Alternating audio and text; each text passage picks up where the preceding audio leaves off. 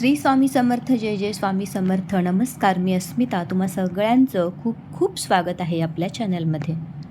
आजचा दिवस तुमच्या सगळ्यांचा खूप खूप छान जाओ. तुमच्या मनाच्या सगळ्या इच्छा पूर्ण होत ही स्वामींच्या चरणी मी प्रार्थना करून आजच्या व्हिडिओला सुरुवात करते. व्हिडिओला सुरुवात करण्यापूर्वी जर तुम्ही अजून चॅनलवर नवीन असाल तर असेच माझे नवनवीन व्हिडिओ पाहण्यासाठी चॅनलला सबस्क्राईब करा. बाजूला जे बेल आयकन आहे ते देखील प्रेस करा, म्हणजे जेव्हाही मी नवीन व्हिडिओ टाकेल यूट्यूबवर सगळ्यात आधी ते तुम्हाला पाहायला मिळतील. चला आजच्या व्हिडिओला सुरुवात करूयात. श्री दत्तात्रय महाप्रभूंनी अतिसामान्यांना गुरुप्रणित मार्ग मिळावा म्हणून नामधारकास श्री गुरुचरित्र सांगितलेले आहे. श्री गुरुचरित्र हा साधा ग्रंथ नसून 5वा वेद मानला जातो याला, आणि हा ग्रंथ दैवी शक्तींनी सिद्ध मंत्र रूप महाप्रसादिक आणि वरद ग्रंथ आहे. या ग्रंथाचे पारायण शुद्ध अंतकरणाने केल्यास एखाद्या गंभीर संकटातून बाहेर पडण्याचा मार्ग नक्कीच सापडतो. या ग्रंथाच्या वाचनाने कुठल्याही प्रकारचे आधी-व्याधी आजार नष्ट होतात.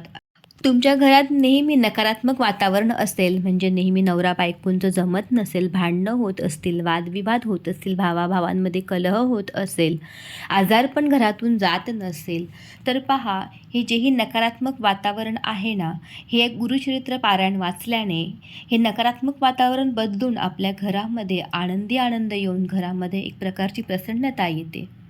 पितृदोष व वास्तुदोष यावरती उपाय म्हणून गुरुचरित्र पारायण केल्यास प्रभावी अनुभव येतात. विशिष्ट समस्यांवर जसे लग्न, शिक्षण, करिअर, आरोग्य यामध्ये येत असणाऱ्या अडचणींवर गुरुचरित्र वाचन केल्यास सकारात्मक अनुभव येतो. त्याचबरोबर कुंडलीतील ग्रह, नक्षत्रे, पितृदोष, प्रारब्ध दोष यावर गुरुचरित्र एक रामबाण उपाय असल्याचे सांगितले जाते. गुरुचरित्र या ग्रंथाचे पारायण हा दत्त संप्रदायातील महत्त्वाचा घटक मानला जातो. सप्ताह पद्धतीने पारायण करण्याची पद्धत आहे. पारायण करण्यापूर्वी 4 कुत्रे आणि एका गाईला नैवेद्य द्यावा लागतो. त्या नैवेद्यामध्ये एक पोळीवर गूळ आणि तूप लावून हा जो गोड नैवेद्य असतो ते 4 कुत्र्यांना आणि एका गाईला आदल्या दिवशी देऊन दुसऱ्या दिवशी ह्या पारायणाला प्रारंभ करायचा असतो. दररोज सकाळी आंघोळ संध्या करून संकल्प करायचा असतो सगळ्यात पहिल्या दिवशी, आणि त्यानंतर एकाच वेळी एकाच आसनावर बसून एकाच ठिकाणी हे वाचन करायचे असते. पारायण काळात शरीर, मन आणि बुद्धी यांची शुद्धता पाळावी लागते, आणि पारायण काळात आपल्याला हलका आणि पोषक आहार घ्यावा लागतो. दिवसभर ईश्वर चिंतन करावे लागते. पारायण काळात घुंगडी पसरून जमिनीवर झोपायचे देखील असते.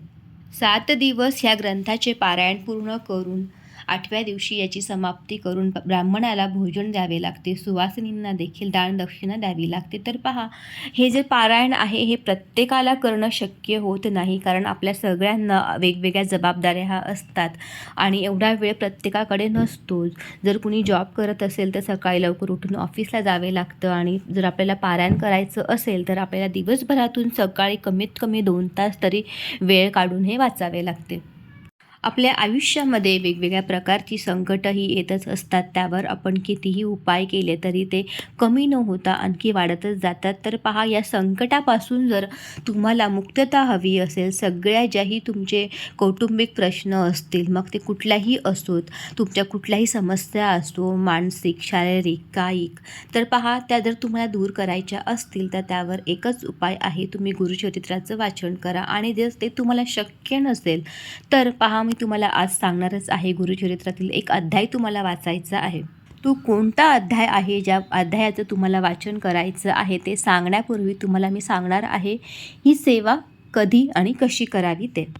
तर ही सेवा कुणीही करू शकतं. महिला, तुमच्या घरामध्ये आजी असतील, बाबा असतील, काका, काकू किंवा तुमचे लहान मुलं देखील ही सेवा करू शकतात. तर स्त्री, पुरुष कुणीही आपल्या घरातील व्यक्ती ही सेवा करू शकते. तर ही सेवा कधी करायची आहे? जर तुम्हाला सकाळी करायची असेल तर तुम्ही सकाळी देखील करू शकतात किंवा संध्याकाळी देखील करू शकतात. मात्र तुम्हाला एकच वेळ ठरवायची आहे. जर तुम्हाला सकाळी करायची असेल तर तुम्हाला रोज ही सेवा सकाळीच करावी, कारण पहा, विशिष्ट वेळेचं बंधन आपण पाळून जर ही सेवा केली तर त्याचे विशेष लाभ असे आपल्याला मिळत असतात. ही सेवा कधी चालू करावी तर पहा 1 जुलै ते 21 जुलै हा जो 21 दिवसांचा कालावधी आहे यामध्ये तुम्हाला ही सेवा करायची आहे. 21 जुलैला गुरुपौर्णिमा येत आहे आणि ह्या अशा छान दिवसावर ह्या छान मुहूर्तावर आपल्याला ही सेवा आधी चालू करायची आहे आणि त्याचं फळ आपल्या पदरी प्राप्त करून घ्यायचं आहे. आपले गुरु आपले तारणहार श्री स्वामी समर्थ श्री दत्तात्रय बघा आपल्याला आपले गुरु अंधारातून प्रकाशाकडे नेत असतात आणि आपण त्यांची जर अशी मनोभावे 21 दिवस सेवा केली, दिवसातून रोज 1च तास तुम्हाला 1 तास पण नाही 15 मिनिटे वेळ काढायचा आहे ह्या सेवेसाठी. आणि पहा ही सेवा जर तुम्ही मनोभावे केली तर तुमची प्रगती कुणीच रोखू शकत नाही, कारण एकदा की आपल्याला आपले गुरु प्रसन्न झाले तर आपल्याला प्रत्येक संकटातून प्रत्येक अडचणीतून मार्ग दाखवून आपल्याला योग्य मार्गदर्शन ते करत असतात.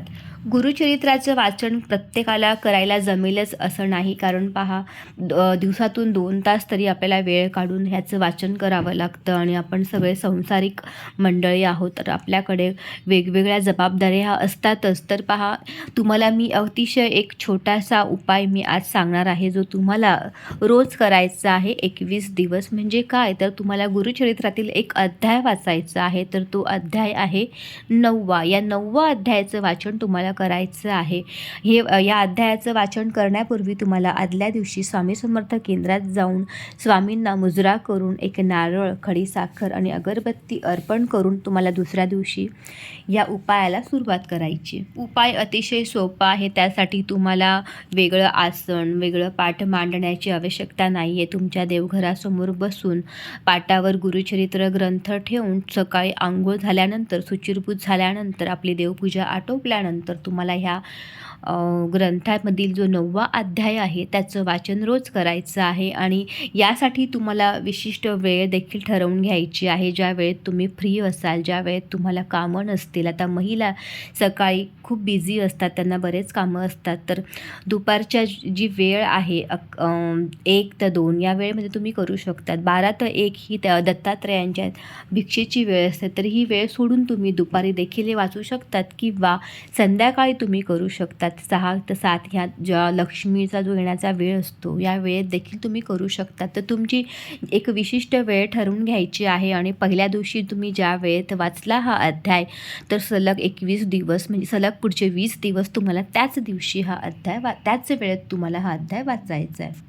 9वा अध्यायातील कथा थोडक्यात सांगते. एक रजक असतो म्हणजे धोबी असतो आणि तो दत्तात्रय प्रभूंची खूप सेवा करतो आणि ह्या सेवेवर दत्तात्रय प्रसन्न होऊन त्याला वर मागण्यासाठी सांगतात. त्यावेळी तो सांगतो की पुढच्या जन्मी मी राजा व्हावे अशी माझी इच्छा आहे आणि पहा दत्तात्रयांच्या कृपेने तो पुढच्या जन्मी राजा होतो. तर असा हा इच्छित फलप्राप्ती देणारा, मनोकामना पूर्ती करणारा हा 9वा अध्याय आहे. या मनोभावे शुद्ध अंतःकरणाने जर तुम्ही 21 दिवस याचं वाचन केलं तर तुमच्या इच्छा भगवान दत्तात्रय नक्कीच पूर्ण करतील. सेवा करताना जर मासिक धर्म आला तर काय करायचं आहे, महिलांनी 4 दिवस हे वाचन थांबवायचं आहे आणि 5व्या दिवशी शुचिर्भूत होऊन पुन्हा या अध्यायाच्या वाचनाला सुरुवात करावी. आणि पहा जर 21 दिवस तुम्हाला ही सेवा करायला शक्य होत नसेल तर तुम्ही 11 दिवस देखील ही सेवा करू शकतात.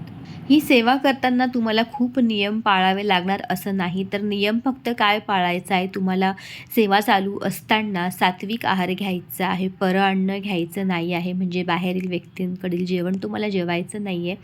आणि तामसिक आहार जसे की मांस, मटण, मच्छी, अंडी टाळून तुम्हाला सात्विक भोजन करायचं आहे. आजच्या व्हिडिओमधली माहिती आवडल्यास व्हिडिओला एक लाईक नक्कीच करा, जास्तीत जास्त शेअर करा आणि असेच माझे नवनवीन व्हिडिओ पाहण्यासाठी चॅनलला सबस्क्राईब करा. धन्यवाद.